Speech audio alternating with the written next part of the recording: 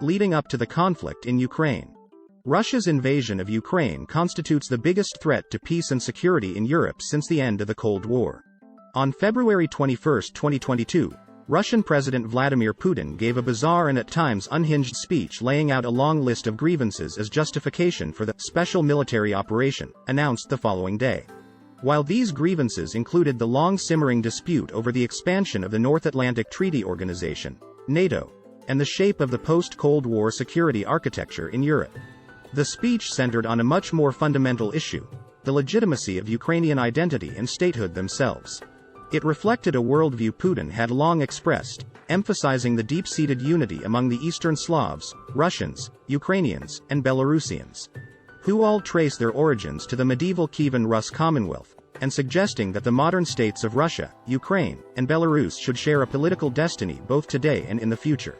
The corollary to that view is the claim that distinct Ukrainian and Belarusian identities are the product of foreign manipulation and that, today, the West is following in the footsteps of Russia's imperial rivals in using Ukraine and Belarus as part of an anti-Russia project. Throughout Putin's time in office, Moscow has pursued a policy toward Ukraine and Belarus predicated on the assumption that their respective national identities are artificial, and therefore fragile.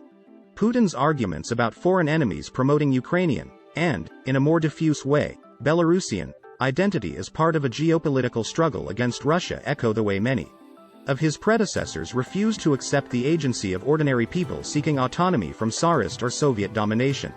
The historically minded Putin often invokes the ideas of thinkers emphasizing the organic unity of the Russian Empire and its people, especially its Slavic Orthodox core, in a form of what the historian Timothy Snyder calls the politics of eternity, the belief in an unchanging historical essence. The salience that Putin and other Russian elites assign to the idea of Russian-Ukrainian-Belarusian unity helps explain the origins of the current conflict. Notably, why Moscow was willing to risk a large-scale war on its borders when neither Ukraine nor NATO posed any military threat. It also suggests that Moscow's ambitions extend beyond preventing Ukrainian NATO membership and encompass a more thorough aspiration to dominate Ukraine politically, militarily, and economically. It also helps explain Russia's military strategy. Moscow appeared to calculate that enough Ukrainians, at least in the eastern part of the country, would accept some form of reintegration into a Russian sphere of influence because of shared cultural, linguistic, religious, and other ties with Russia. Despite pre-war polls showing large numbers of Ukrainians willing to take up arms to defend their country against a Russian invasion, Moscow's wager was not entirely implausible given the recentness of the shift in the persistence of family and other ties across the Russian-Ukrainian border. Nonetheless, Russia's war has become bogged down in no small part because this calculation about Ukrainian identity has proven dramatically wrong. The past 3 decades, and especially the years since the 2014 Revolution of Dignity and ensuing Russian annexation of Crimea and intervention in Donbass, have witnessed a significant consolidation of Ukrainian civic identity. This Ukrainian civic nation encompasses not just Ukrainian speakers in the western part of the country, but much of the Russian-speaking but increasingly bilingual East as well. A generation has grown up in an independent Ukraine that, for all its flaws, has maintained a robust democracy and is becoming increasingly European in its outlook, thanks in no small part to Russia's aggressive meddling. Even as Putin's Russia remains fixated on quasi-imperial great power aspirations. If anything, the current war has further united Ukrainian citizens from all regions and linguistic and religious backgrounds while reinforcing the split between Ukrainian and Russian identities. Thus, whatever happens on the battlefield, Russia is almost certain to fail in its bid to establish lasting control over its neighbor. While his February 21 speech was particularly vitriolic, Putin has long claimed that Russians and Ukrainians comprise one people, whose common history implies that they should also share a common political fate today. During a 2008 meeting with then U.S. President George W. Bush, Putin reportedly remarked that Ukraine is not even a country. He also described Russians and Ukrainians as one people in his March 2014 speech to the Russian parliament, Duma, announcing the annexation of Crimea, and has come back to the theme in subsequent years, notably in a 6,000-word article titled On the Historical Unity of Russians and Ukrainians, published in July 2021. In his pre-invasion address, Putin further claimed that the current Ukrainian state was a creation of the Soviet Union and should be renamed for its supposed author and architect, the Bolshevik leader Vladimir Lenin. Putin's historical excursions tend to provoke bewilderment in the West, when they are not dismissed as outright disinformation.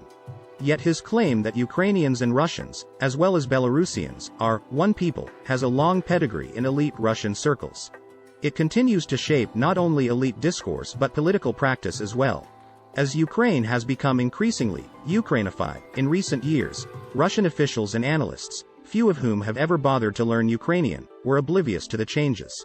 With some Soviet-era variation, what the historian Zenon Kohut calls the unity paradigm has been the default view of Russian statesmen and intellectuals since the early modern era. When the Grand Princedom of Moscow, Muscovy, began bringing the disparate East Slavic lands and peoples under its control. During this period of imperial conquest, Russian publicists such as the cleric Innokenty Gazelle redefined the Ukrainian lands and their people as part of Russia's own history. They emphasized the existence of a tripartite, all-Russian, people comprised of Great, Little, Ukrainian, and White, Belarusian, Russians, a view promoted in the educational system of the 19th century Russian Empire. Committed to the idea of the all-Russian people, imperial elites believed that rival powers were deliberately promoting Ukrainian and Belarusian nationalism as a geopolitical tool for weakening Russia, the same theme Putin has long emphasized. While the inhabitants of modern Ukraine have maintained political and linguistic identities distinct from Russia for centuries, Ukrainian nationalism, the belief that Ukrainians constitute a distinct nation, that should have its own state, emerged during the 19th century, when what is now Ukraine was partitioned between Russia and Austria-Hungary, which controlled the western Ukrainian regions of Galicia, Bukovina, and Transcarpathia. The comparatively liberal Habsburgs tolerated the Ukrainian national movement, even providing support for Ukrainian forces who fought against Russia during World War I and helping Ukraine achieve a brief independence after the Russian Empire collapsed. The Russian Empire, on the other hand, persecuted Ukrainian activists and organizations. Russian authorities argued that Ukrainian nationalism was an artificial creation of Vienna aimed at what a senior diplomat termed disruption of the Russian tribe, plemeni. The Minister of Internal Affairs issued a decree in 1863 banning publication and instruction in the Ukrainian language that remained in force until 1905. Ukrainian writers and activists, such as Taras Shevchenko, regarded as the father of Ukrainian literature, were arrested and exiled. With the collapse of the Austro-Hungarian and Russian empires at the end of World War I, Russian suspicions about Ukrainian identity transferred to other targets. During the Paris Peace Conference, former Foreign Minister Sergei Sazonov, a man generally sympathetic to Slavic national movements, remarked, "As for Ukraine, it does not exist. Even the word is artificial and a foreign import. There is a little Russia, there is no Ukraine. The Ukrainian movement is nothing but a reaction against the abuses of the bureaucracy and a Bolshevism." This divide between the Austro-Hungarian and Russian territories continued to matter long after the two empires fell. Ukraine secured a brief period of independence during the Russian Civil War, with nationalist, anarchist, and other groups fighting both Polish and Russian armies, and among themselves. It was the site of some of the war's worst atrocities, including the German-led annihilation of the Jewish population, Ukrainian-led ethnic cleansing of Poles, and Polish retribution attacks on Ukrainian civilians. Like, comment, share and subscribe to my channel.